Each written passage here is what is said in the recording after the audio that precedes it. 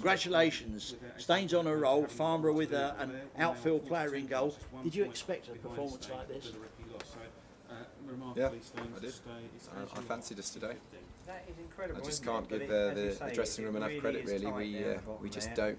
We don't know when to lie down and die, and everything that's been thrown at us this season, including this week. And I think the best credit I can give to them is we thoroughly deserved to win the game, and I thought the scoreline flattered Staines. I thought Jack Turner in goal for them made 2 or 3 absolutely world-class saves, and Nick in goal for us has really only had 1 half shot to save. So I thought it was a fabulous performance, and as I said, all credit to the dressing room. Did you work on protecting Nick Gini in goal? Because the first shot he actually had to save, which was straight at him, fortunately, came in the 65th minute.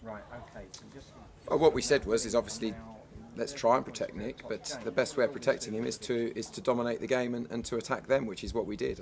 As I said, I thought we thoroughly deserved to be leading at half time, and I thought the first 25 minutes of the second half until they scored, we were in complete control, and said if it hadn't been for Turner, the game would have been totally dead. It's always going to be difficult with a goalkeeper actually between the sticks, but he did very well. His kicking was good, and I said I thought we played particularly well.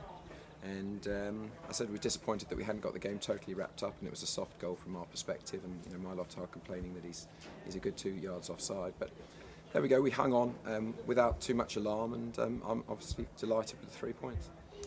Yeah, well, Staines got that the goal and added a little bit of pressure on that. Did you see them? Because you were missing chances there, at will there. Did you see them equalising at any time? You always worry when there's only a goal in it, and we, as you say, we created probably 3-4 times the amount of chances they did, and as I said, Turner's made some great saves, and we've missed a clear one-on-one, which is disappointing. But you always worry. But one of the things we said at half time is we were very disappointed to only get a point at Western-super-Mare last week, where they nicked an equaliser in the last 5 minutes. And what I've said to this team all along is let's keep learning, and today we've done that. We've hung on, and without too much alarm. They've had a couple of free kicks into the box, which we've dealt with. And as I said, on the counter-attack, we look particularly dangerous. You're always going to have to withstand a little bit of pressure away from home in the dying minutes. But overall, I'm delighted with the attitude of the team yet again, and we keep doing it. And as I said, you wonder what's coming next. But at the moment, this dressing room just keeps standing up and shows the pride to the supporters who travelled in numbers today, thanks to Fast. Showed great pride for the club, and we're delighted for everybody involved. Well, I did say in my pre-match report that don't be surprised if Farnborough do pull another rabbit out of the hat, because they seem to be surprising everybody all the time. They get kicks in the teeth and up they come and pull that rabbit out of their hat. And that's what we've got to do. Things are very, very difficult off the pitch. There's no doubt about it. And to be fair, they're probably going to get harder. But what we're trying to do is build a group of players who desperately want to play for Farnborough. It's not about money. It's about players that want to pull on the shirt and show pride. And we will go from where we need to go off the pitch as it develops over the coming weeks, months, and hopefully things will go well. And if they don't, we just have to get on with it. But what we're doing is we've got a great group of people. And yes, there'll be some bad days, and there's been 3 or 4, there's no doubt about it. But overall, to have 53, or what it would be 57 points at this stage of the season, I think that's an unbelievable achievement by the dressing room. And I'm certainly very proud of all of them and the reaction. And I said before the game, we're not into excuses. We're not into excuses that we're very disappointed with the conference decision. We're not interested when a couple of people have left the club and under a bit of a cloud, in my opinion.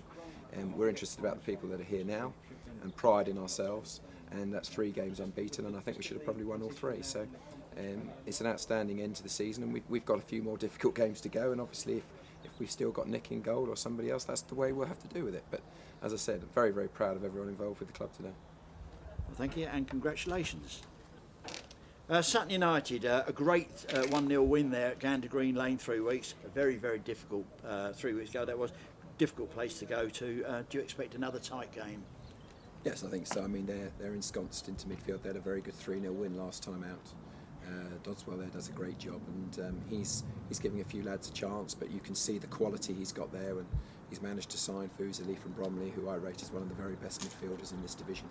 So he's going to really go for it next year, and they're a big, strong, well-experienced side, and trying in a couple of younger lads. So it's one of those games that, there's nothing really to play for it on the pitch, but I think both sides will make sure that they put on a show, and we use the game positively, give people a chance, maybe try something a little bit different, and hopefully the supporters will get behind us and turn up in numbers. We were very disappointed with the attendance of the Maidenhead game, and hopefully they will have taken good heart with the last few performances, and they will get there in numbers and support these lads who this year I think have been outstanding.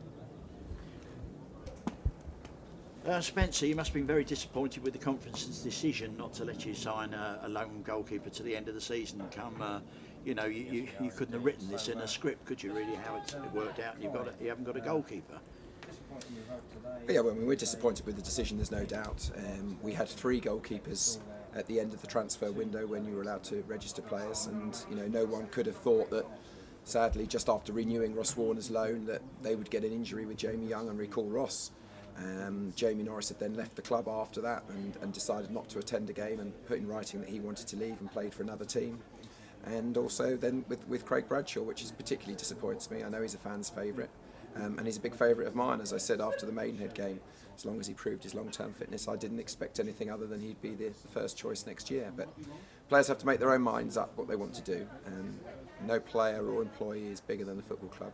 I'm disappointed with it, but we've got to get on with it, and we will do. And I'm delighted, obviously, that we got the points at Staines. I know there's a lot of people that are very upset about the situation, and it could be affecting relegation and playoff positions with the teams we've got to play, but that's for other people to debate. I can just guarantee that we at Farnborough will do everything possible to win the games that we're going to play in. And it's not good when I'm getting phone calls from clubs saying that potentially they'll want games replayed if the results don't go the right way. So it's nothing to do with us. The conference have their rules. I believe we're appealing it to the FA. And we'll wait and see what happens, because as much as Nick's done very well, obviously he wants to be on the pitch, and we will go from there and see what happens. But we just abide by the rules, and yes, we find it very hard and feel that we do get the very tough end of it, but that's what it is, and we just get on with it. But Craig Bradshaw and Bradders, in your own words earlier this season, and certainly in the supporters and anybody that's seen him, he's got to be one of the best goalkeepers at this level, certainly that I've seen. Would there be any way back into the club for Bradders? That's down to him. It's quite simple. Obviously, I'm not going to discuss individual players, but he knows my thoughts. I'm not happy at all. He's an outstanding keeper, and I've been with Craig Bradshaw for 3 years, but the simple fact of it is that I'm not happy with the situation at all, and I've let him know that. And he may have a different view of it, but the situation is he's an outstanding keeper, and we've supported him all the way through when he's been injured and everything else. But things happen off the pitch, and he's been with me a year, and things happen, and players move on. And if they want to go elsewhere, then they can go elsewhere. But we make no bones about it. We don't have any money, and we can't pander to people. And we're not interested if people tell a story that might not be the full side of the story. Craig Bradshaw, as I said, has been with me for 3 years at 2 clubs, and he's an outstanding keeper, and he's a friend of mine, and I'm very disappointed by the position that he's put me in. But at the end of the day, no player, me, board members, owners is bigger than Farnborough Football Club, and we will get on with who wants to wear the shirts for the next game. And finally, Spencer, that's very honest, the administration thing, obviously supporters are worried and that. Can you throw any light on that, when it might happen, if it might happen? Well, it's well documented the position the club's in. There's no question we've got the lowest budget in the division by an absolute country mile, and all credit to the football club. The attendances have been incredibly disappointing. I mean, the Maidenhead attendance was, to be fair, shocking, and I just want to thank everybody that does turn up. All credit to you. Thank you. But the attendances are desperately poor. The turnover through the bars are desperately poor, and we literally don't have any money whatsoever. And it's the historic debt which kills us, and we're desperately trying to keep on top of it, and it's almost impossible. And things will have to change. The club needs to survive and move forward, and hard decisions will be made over the coming weeks and months. I've spoken to the players in great depth. They know the situation, and there's a couple of possible green shoots which might happen, but they've been going on for months and years. And at the end of the day, we've got to make sure that Farnborough exists for the future, and if we have to take very hard decisions in the summer or next season, whatever, then so be it. But we've got a core of players that we've re-signed for next year. We want the fans to know that the core of this squad will be here next year, fingers crossed. And whatever's thrown at us, as you've just seen in our last game against Staines, we will do our absolutely best to entertain the public and move the club forward. And we keep saying it, the Farnborough Football Club, due to the previous owner's sad financial demise, is an outstanding opportunity for somebody, but it does need hard cash, and it can't continue the way that it's going. There's no doubt about it. It's getting worse, even though we're we're paying out the absolute bare minimum. So things will have to change, and we've employed some really good firms to help us look for the best way forward, and we'll see what develops. If you can give us a clue, how could you actually cut corners? You've got the lowest budget, or one of the lowest budgets. How else can you cut corners to get revenue in? We can't. That's it. There is no more cuts. You can't have a team that we're producing on this level of money and expect to not get relegated. That's why I'm so proud of the players this season.